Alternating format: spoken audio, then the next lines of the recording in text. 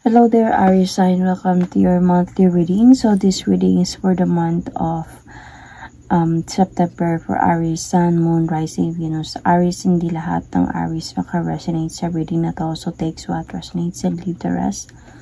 Cross watchers, pwedeng kayo at hindi sila Aries sign. So put yourself in a situation kung saan kayo naka-resonate. Aries, if hindi kayo naka-resonate sa reading na to, please don't forget to check your other placement, your sun, your moon, your rising, your Venus sign. Dahil pwedeng doon kayo maka-resonate at hindi dito. Okay.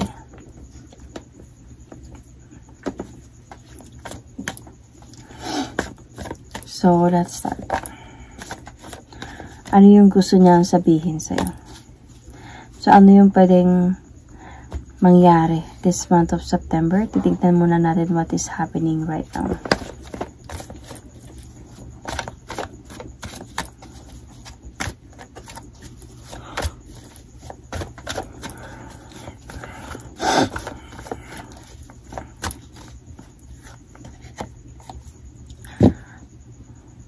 Hindi ko alam kung sino yung pipiliin ko. So, let's see his situation.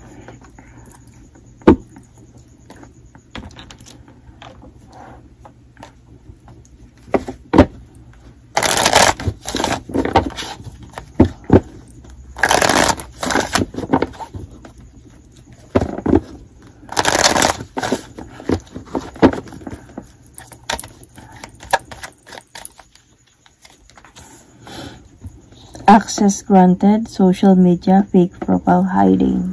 So, might be this person is stalking you. Baka siguro nag-block kayo dalawa and then blinak ka ba niya or something, and then may other siya account. That account is stalking you. So, let's see yours.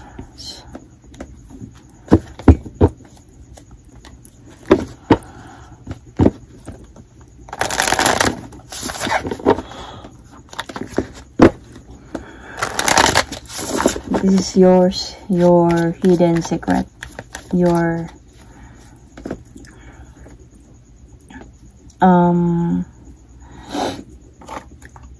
heart's hidden secret.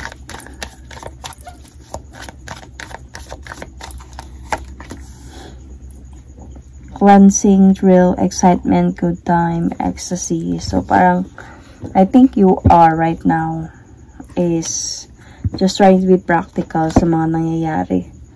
So, parang instead of parang mamomblema sa mga nangyayari sa inyo, parang nagiging practical ka lang. And parang feeling ko kasi talaga hindi kayo nag-uusap ngayon. And in a way, dahil sa dalawa kayo sa buhay ng person ito, para sa'yo, tignan natin kung hindi mo ko habulin, gagawin ko, nagpapakita ka siguro sa social media na mga ganyan.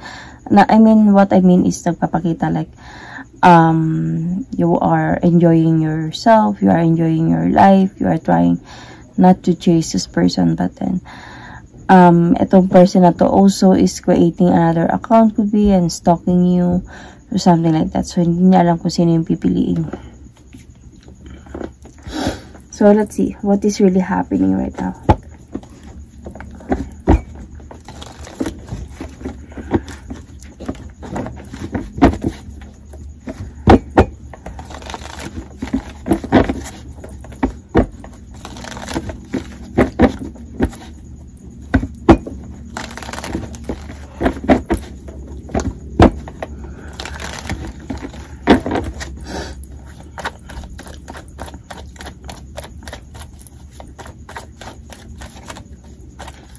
What is happening right now?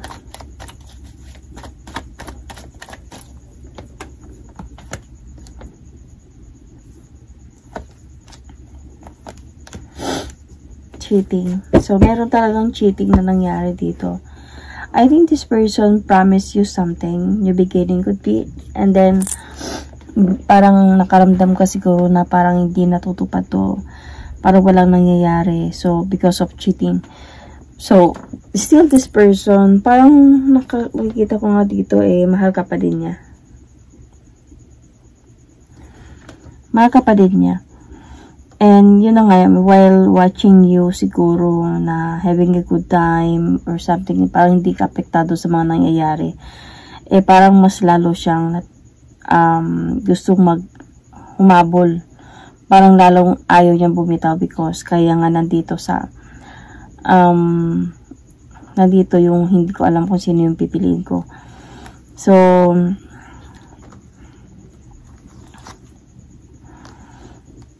hindi niya alam kung anong desisyon ang gagawin niya dito. Nag-aantay lang talaga siya for the right timing, right sign. Ano man yung mga pwedeng mangyari. So, nagkaroon kayo dito ng arguments, dalawa, because of what happened. Disappointments as well. Let's see more.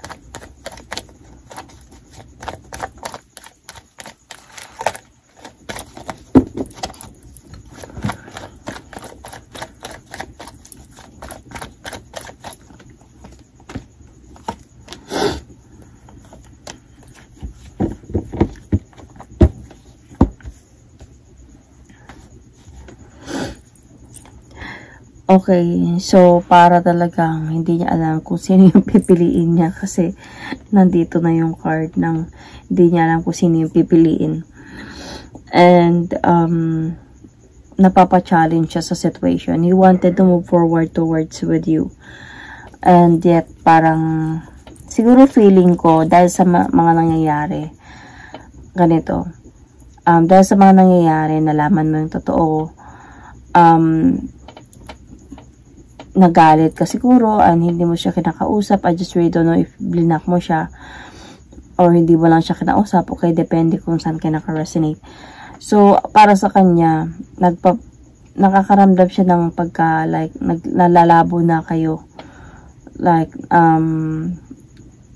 nagdahan-dahan na kayong dalawa na parang nag-fail yung relationship niyo.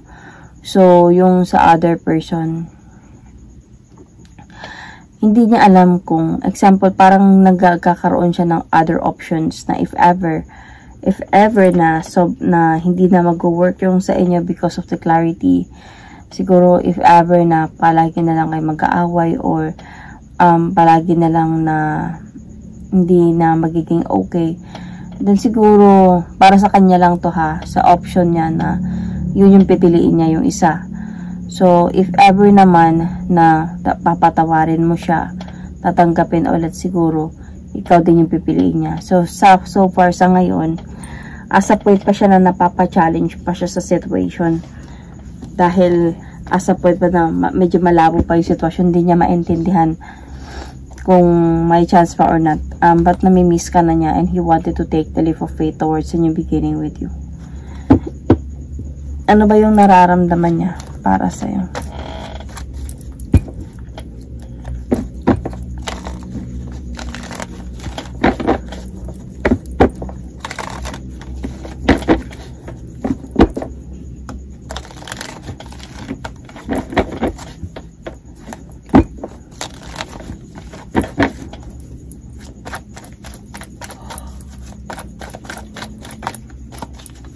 Ang nararamdaman niya para sa'yo.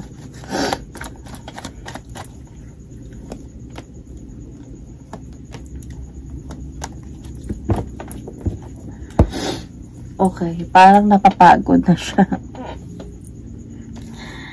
I think this person is trying to convince you na wala yun, wala na yun, or something like that. And yet, hindi ka na naniniwala sa kanya. So, because of the clarity nga talaga.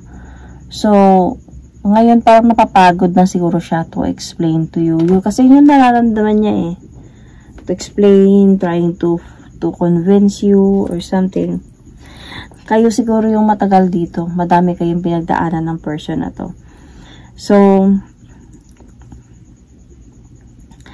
parang nakikita ko dito na alam niya naman na naging unfair siya sa'yo. Pero parang nararamdaman niya dito na parang willingness mo na mag-move forward. So, right na hindi niya alam talaga kung parang feeling niya napapagod na siya. Gusto niya nang maging happy ulit. And gusto niya sana to with you. But then, as a point na hindi siya sure kung ikaw papayag ka pa ba or not anymore.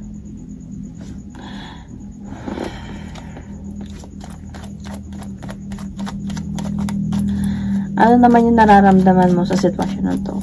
You might be dealing with Leo, Taurus, Gemini, Sun, Moon, Rising, Venus.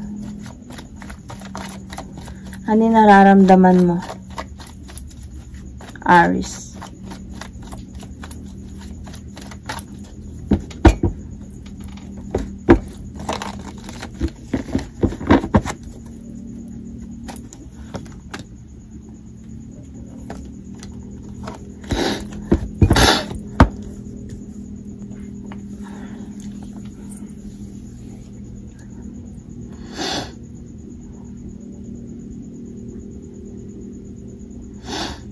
Okay. Parang feeling mo na na-awaken ka sa mga nangyayari. Parang this time around, you are really trying your best or gaining your strength na magpakatatag sa mga nangyayari. So, nagpo-focus kayo. Meron ka feeling ngayon na magpo-focus ako sa sarili ko, magpo-focus na ako sa pag-move on ko, or mga ganong mga bagay ngayon because parang na-awaken ako sa mga nangyayari. Na niloko lang ako, na ginawa lang akong tanga, and something like that. So, paayaw mo talagang kausapin tong person na to because of sa conflict na meron kayo na nagkaroon sa inyo. Parang gusto mo nang i-end tong cycle na to have a changes in your life na then to move forward na to rebuild yourself. But then, he or she's there trying to fix the problem. So, meron kang feeling dito na parang I just really wanted to heal na from this. Kaya siguro umiiwas ka. Kaya you are trying to enjoy your life or something like that. Trying not to feel kumbaga, trying not to be involved or something. Nasasaktan ka and parang para sa'yo, gusto ko nang maghilom dito. Nagiging brave ka. You are someone, Aries, na parang okay lang kung yun yung pipiliin mo, di yun yung pipiliin mo. Parang ganun. Wala tayong magagawa dun. Parang ganun. So, parang, you are trying to be brave lang talaga this time. But then, sa totoo lang, gusto mo na lang talaga sana magpatuloy sa buhay. Mag-move on na. So, let's see, Aries, kung ano yung pwede mangyari this month of September.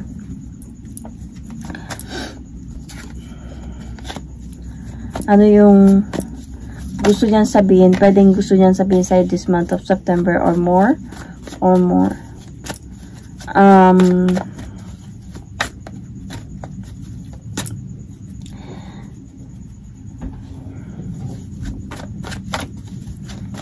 Ano yung pwedeng gusto niyan sabihin sa'yo?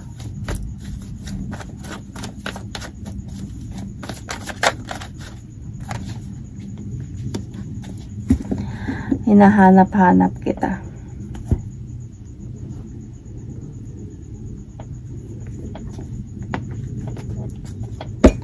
I can see let's see a situation. Ano yung pwede magiging situation niya this month of September or up?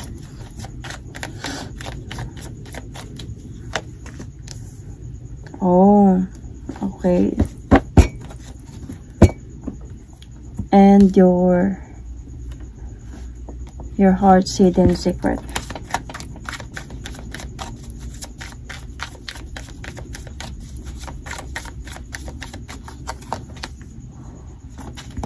Oh, okay. Aries.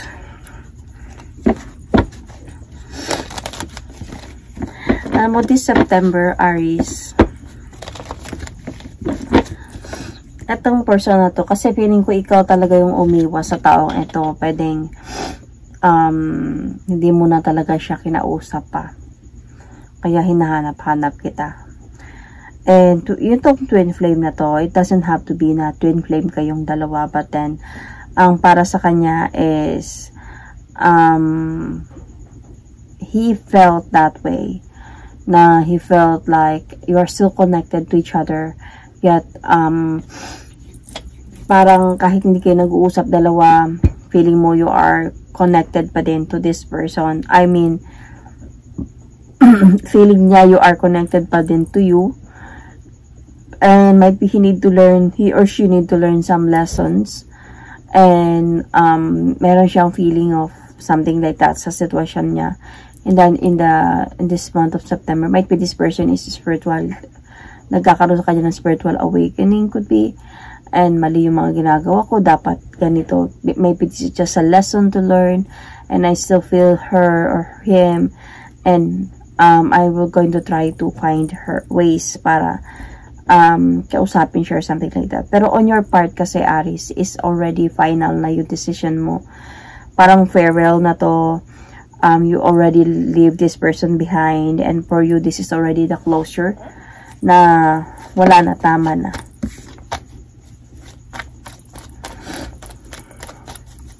So, tignan natin. Ano yung pwede mangyari this month of September?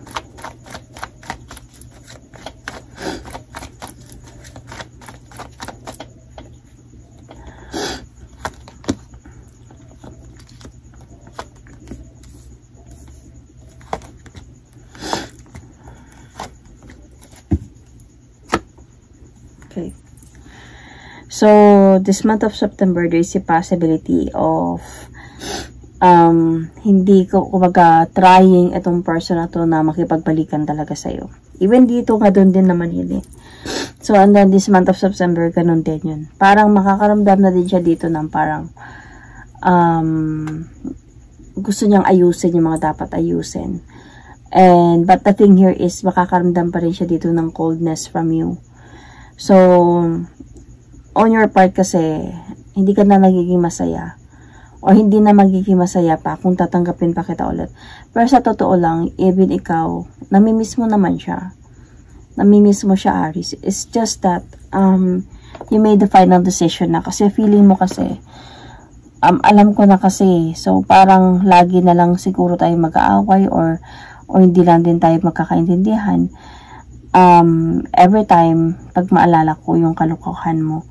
So, pinag-isipan ko din doon ng mabuti. Parang ganun yung gusto mong sabihin, could be sa person na to. Na pinag-isipan mo ng mabuti to during the time that you are really not talking. And then, until sa time na parang na-finalize ko na hindi na ako babalik pa. So, parang, I need to end this cycle. I need to cut off this relationship and to move forward na din sa buhay ko.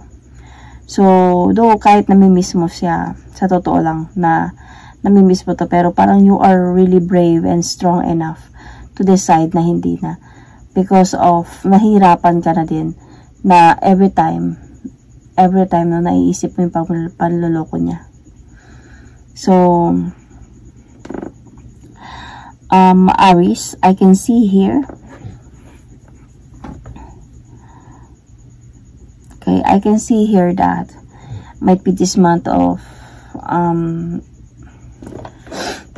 September, kaya pa siguro maghahabol siya, parang on your part, Aries, you have decided na talaga na not to accept the offer. So, I did pull one oracle card, and yung nalaglag is the message from the spirit guides.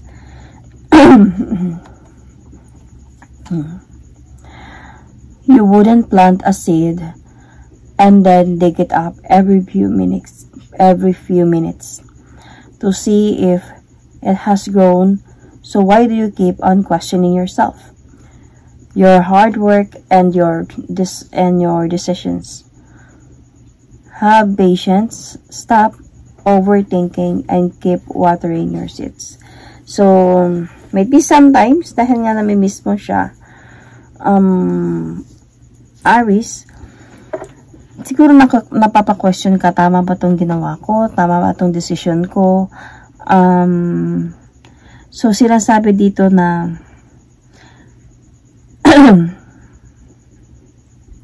have some patience, stop overthinking, and